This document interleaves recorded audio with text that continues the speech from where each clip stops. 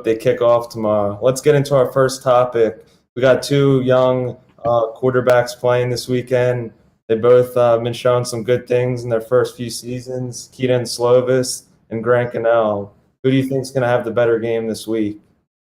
Yeah, so for me, this is definitely an interesting matchup between two young quarterbacks. The thing for me is Grant Gunnell. I mean, he seems like a decent quarterback. Like I was trying to watch some tape on him, and I was like, I could hardly find anything because he just hasn't played all that much, right? And obviously, he didn't get the chance to play last week, so this is the first we're going to see him this season. But from what I did manage to see, I mean, the guy looks decent, right? He's accurate. He's poised in the pocket. He seems like a decent quarterback. But to me, Keaton Slovis is just a tier above, and I would say that about Keaton Slovis compared to pretty much any quarterback in the Pac-12 and most quarterbacks in the country, to be totally honest. So I think I would give the edge to Keaton here. I definitely could see this Arizona offense being better than people expected, especially with kind of the up and down signs we saw from the Trojan defensive unit last week. So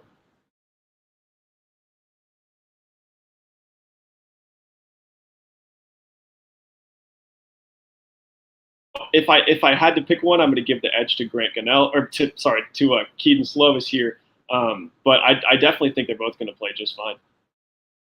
Yeah, I think I would give the edge to Slovis too, just because he has more experience. He has years under his belt in that system, and the reality is Grant Gunnell. This is Grant Gunnell's first year under full time under center because last year he was splitting time with Khalil Tate. That's why you couldn't find much tape of him. And yeah, I think over time I think Grant Gunnell has Slovis's upside, and I think he could be better. Actually, I think Slovis is a tad bit overrated. I mean, let's look at that game last week. Like the word "star" didn't pop off my tongue when I watched that game last week. I know, we're coming off. It's COVID, and they haven't been practicing as much, and first game back, but I wasn't that impressed with him last week.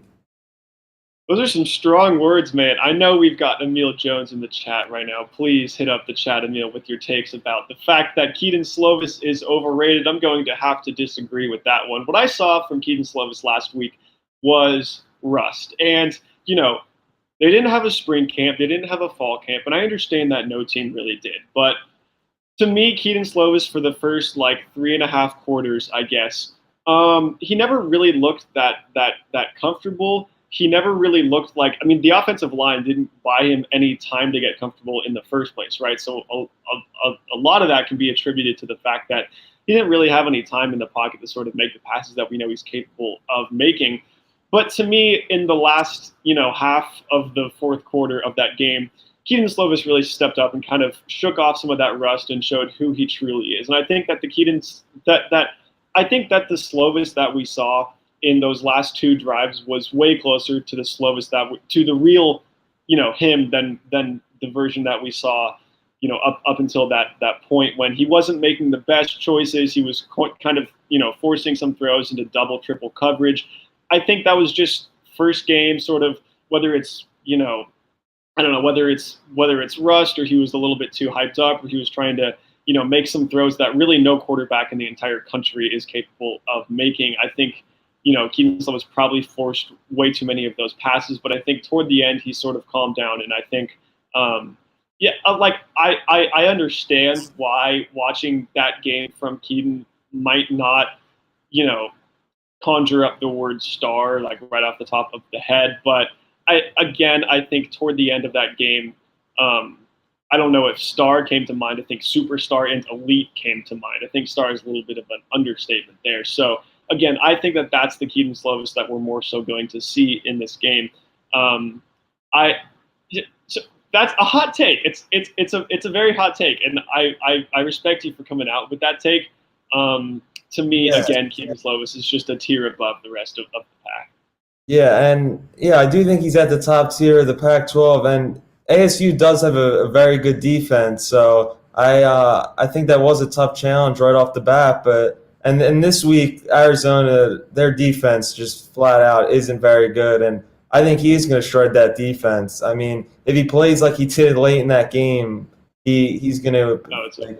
it's gonna be bad for Arizona.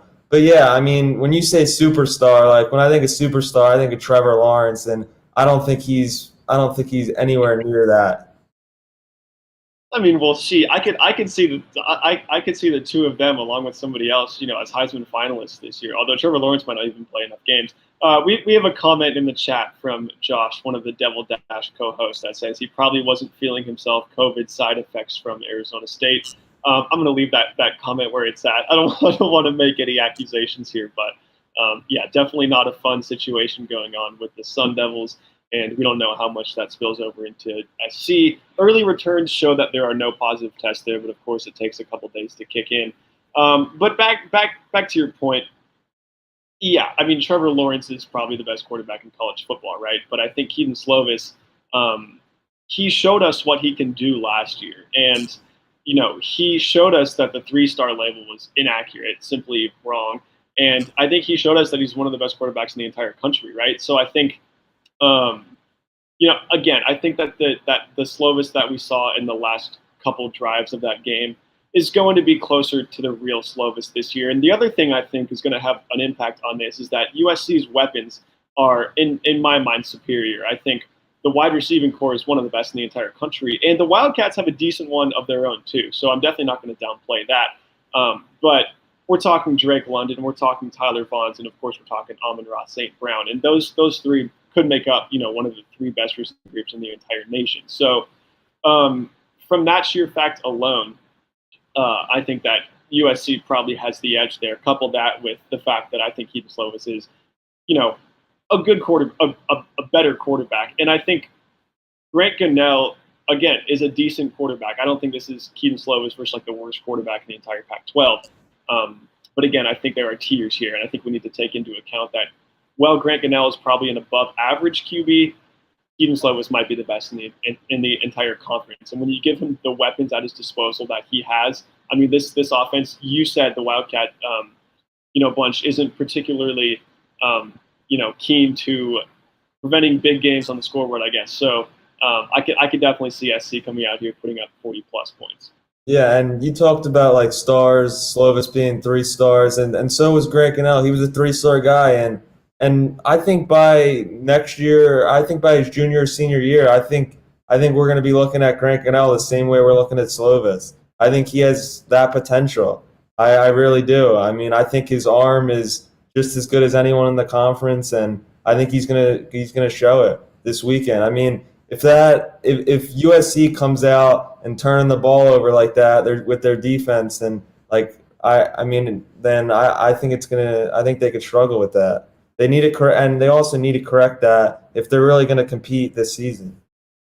Yeah, I mean, the thing for me about Grant Gunnell is that, again, we just haven't seen enough. Like, I was trying to see how this guy is because I only saw him play once or twice last year, and beyond stats, I saw like one short highlight reel of like a minute, and there he looked solid. But I'm a big picks guy, right? So the one thing that did stick out to me was he threw one pick in 8 games last year, which for me that's pretty solid. He had like a mid 60s completion percentage, something like that. So yeah, the guys, I'm not sleeping on him.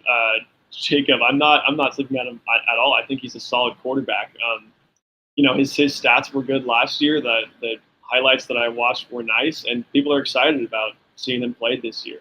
So that'll definitely be a great battle. I think that this could definitely be a high scoring matchup.